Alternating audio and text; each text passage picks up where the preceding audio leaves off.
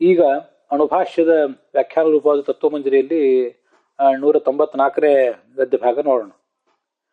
ನಾನು ಮುಖ್ಯತೆಯ ಅನ್ಯತ್ರ ನಿಯತೈ ಅನ್ಯತ್ರ ವಾಚಕೈ ಅಪಿ ಶಬ್ದೈ ಪರಮ ಮುಖ್ಯತೆಯ ಹರಿಹಿ ವಾಚ್ಯ ಇತ್ಯುಕ್ತಂ. ನೀವೇನು ಇಲ್ಲಿವರೆಗೆ ಹೇಳಿದ್ರಿ ಅಂದರೆ, ಮುಖ್ಯತೆಯ ಕಾಲ, ದೇಶ, ವ್ಯಕ್ತಿ ಏನೇನೋ ಬೇರೆ ಬೇರೆ ಯಾವುದನ್ನೋ ಹೇಳ್ತಾ ಇವೆ ಈ ಶಬ್ದಗಳು.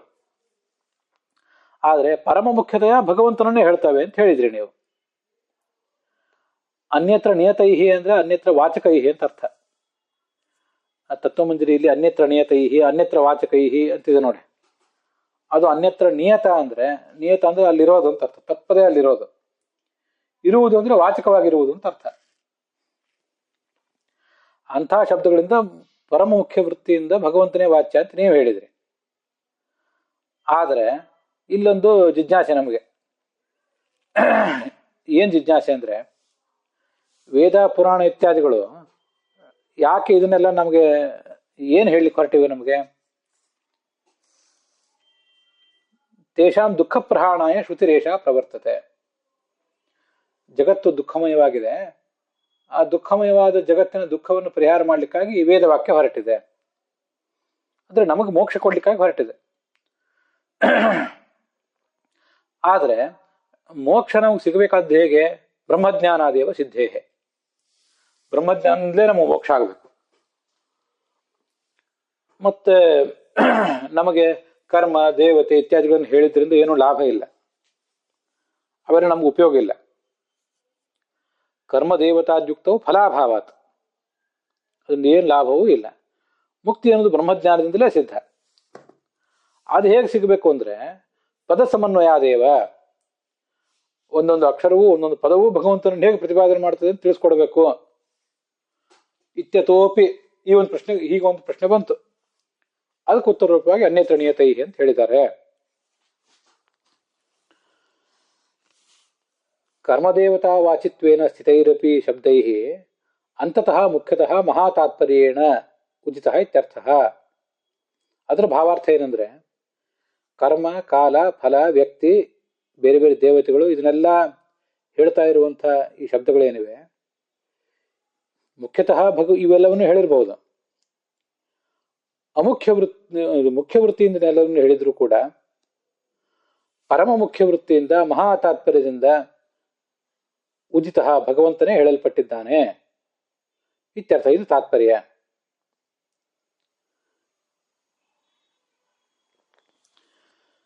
ಕರ್ಮದೇವತಾವಾಚಿತ್ವೇನ ಸ್ಥಿತಾನಾಂ ವಾಕ್ಯಾನಾಂ ಅಂತತಃ ಬ್ರಹ್ಮಪರತ್ವಂ ಇತ್ಯೇವಂ ರೂಪ ವಾಕ್ಯಾನ್ವಯಾಭಾವೆ ಮಂದಾನಾಂ ಪ್ರತಿಪದಾನ್ವಯ ಯೋಗ್ಯತೆಯ ತತ್ರ ವೈಮುಖ್ಯೇನ ಬ್ರಹ್ಮಜ್ಞಾನ ಆದಿ ಅಭಾವಃ ಸ್ಯಾದಿತಿ ಭಾವಃ ಇತ್ಯಾದ್ಯೂಹ್ಯಂ. ನಾವು ಮಂದರಾದವರಿಗೆ, ಆರಂಭದ ಹಂತದ ಜಿಜ್ಞಾಸುಗಳಿಗೆ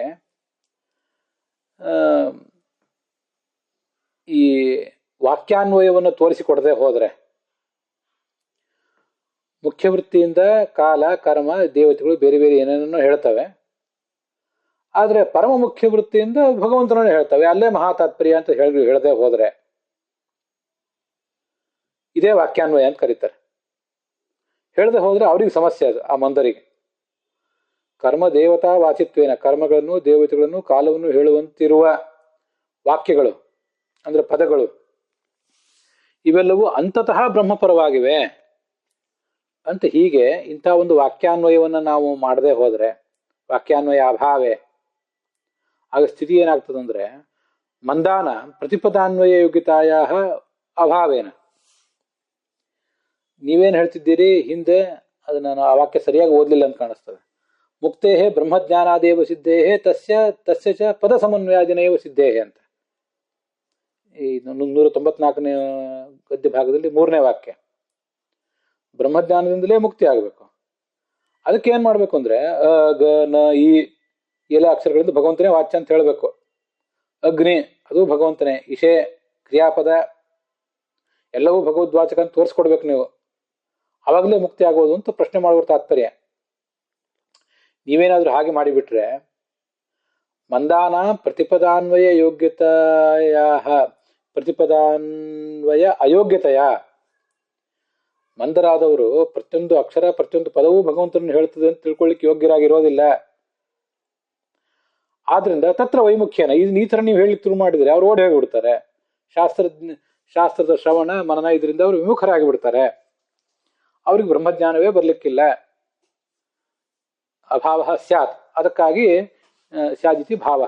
ಅದಕ್ಕಾಗಿ ಮೊದಲು ಮುಖ್ಯ ವೃತ್ತಿಯಿಂದ ಬೇರೆ ಬೇರೆ ಏನೇನೋ ಹೇಳಿವೆ, ಇರ್ಲಿ ಅದು. ಅಮುಖ್ಯ ವೃತ್ತಿ ಮತ್ತೆ ಪರಮ ಮುಖ್ಯ ವೃತ್ತಿಯಿಂದ ಭಗವಂತನನ್ನು ಹೇಳಿವೆ ಅಂತ ತಿಳ್ಕೊಳ್ಬೇಕು. ಹೌದು, ತಿಳ್ಕೊಂಡ್ರೆ ಸಾಕು. ನನಗೆ ಅದಕ್ಕಾಗಿ ಈ ಐತರೇಯ ಉಪನಿಷತ್ ಭಾಷ್ಯದಲ್ಲಿರುವ ಒಂದು ವಿಷಯ ನೆನಪಿಗೆ ಬರ್ತದೆ. ತಸ್ಯೈ ಸಂಹಿತಾಯಾಂ ನಕಾರೋ ಬಲಂ ಶಕಾರ ಪ್ರಾಣ ಆತ್ಮ ಸವಾಹಯಿತೋ ನಕಾರ ಶಕಾರೋ ಅನುಸಂಹಿತಂ ವೇದ ಸಬಲಾಂ ಸಪ್ರಾಣಾಂ ಸಂಹಿತಾಂ ವೇದ ಆಯುಷ್ಯಂ ವಿಂದ್ಯಾತ್ ಅಂತ. ಹೀಗೆ ನಾನು ಪೂರ್ಣ ಸರಿಯಾಗಿ ಹಿಡಲಿಕ್ಕಿಲ್ಲ ಉಪನಿಷತ್ ವಾಕ್ಯ. ಎಲ್ಲೇ ಸಾಹಿತ್ಯ ರಾಶಿಯಲ್ಲಿ ನಕಾರ ಮತ್ತು ಶಕಾರಗಳು ಬಂದ್ರೆ, ನಕಾರ ಭಗವಂತನ ಬಲವನ್ನು ಹೇಳ್ತದೆ, ಶಕಾರ ಭಗವಂತ ಎಲ್ರಿಗೂ ನಿಯಾಮಕ ಅನ್ನೋದನ್ನು ಹೇಳ್ತದೆ. ಇವೆರಡು ಸಂಗತಿಯನ್ನು ತಿಳ್ಕೊಂಡ್ಬಿಟ್ರೆ ಭಗವಂತ ಬಲ ಸ್ವರೂಪ, ಅವನು ಎಲ್ರಿಗೂ ನಿಯಾಮಕ ಅಂತ ತಿಳ್ಕೊಂಡಾಗಾಯ್ತು, ಇಡೀ ವೇದದ ಅರ್ಥವನ್ನೇ ತಿಳ್ಕೊಂಡಾಗಾಯ್ತು ಅಂತ ಅಲ್ಲಿ ಬಂದಿದೆ. ಬರೇ ನಕಾರ ಶಕಾರಗಳು ಮಾತ್ರ ಅಲ್ಲ, ವರ್ಣದ್ವಯ ಸಮಾವೇಗೆ ವಿಷ್ಣು ಶಬ್ದಸ್ಯ ಅರ್ಥಮೇವತ್ತು. ಯಾವುದೇ ಎರಡು ಅಕ್ಷರಗಳು ಬರಲಿ, ಅವೆಲ್ಲವೂ ಭಗವಂತ ಬಲಸ್ವರೂಪ, ಅವನ ಕರೆಯುವ ನಿಯಾಮಕ, ಅವನೇ ಸ್ವತಂತ್ರ, ನಾವು ಅಸ್ವತಂತ್ರರು ಅಂತ ತಿಳಿಸ್ಕೊಡ್ತವೆ.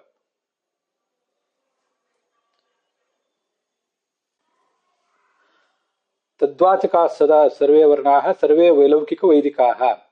ಹೀಗೆ ಭಗವಂತ ಸಕಲರಿಗೂ ನಿಯಾಮಕ, ಅವನು ಬಲಸ್ವರೂಪ ಅನ್ನೋದನ್ನೇ ಎಲ್ಲಾ ಪುರಾಣ ವಾಕ್ಯಗಳು ವೇದವಾಕ್ಯಗಳು ಹೇಳ್ತಾ ಇವೆ. ಇಷ್ಟು ತಿಳ್ಕೊಂಡ್ಬಿಟ್ರೆ ಸಕಲ ಶಾಸ್ತ್ರಗಳ ಸಾರವನ್ನು ತಿಳ್ಕೊಂಡಾಗಾಯಿತು ಅಂತ ಒಂದ್ ಕಡೆ ಬಂದಿದೆ. ಆದ್ರಿಂದಲೇ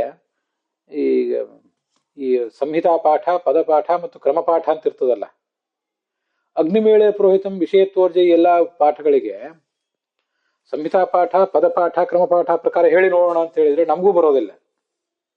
ವೇದ ವಿದ್ವಾಂಸರಾದವರಿಗೆ ಅದು ಬರಬೇಕು. ಘನಪಾಠಿಗಳು ಅಂತೆಲ್ಲ ಇರ್ತಾರಲ್ಲ, ಅವ್ರಿಗೆ ಬರ್ತದ.